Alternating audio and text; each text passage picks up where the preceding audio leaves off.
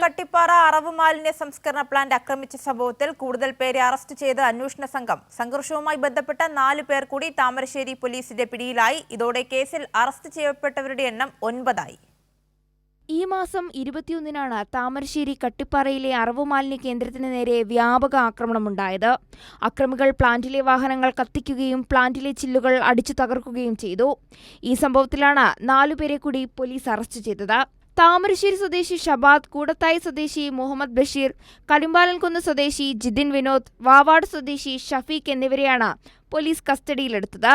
സമീപ ജില്ലകളിൽ നിന്നുപോലും ആളുകൾ അറവ് മാലിന്യ കേന്ദ്രത്തിലേക്ക് എത്തിയത് ഗൂഢാലോചനയുടെ ഭാഗമാണോ എന്ന് പോലീസ് പരിശോധിക്കുന്നുണ്ട്. CCTV ദൃശ്യങ്ങൾ കേന്ദ്രീകരിച്ചാണ് പോലീസ് അന്വേഷണം പുരോഗമിക്കുന്നത്.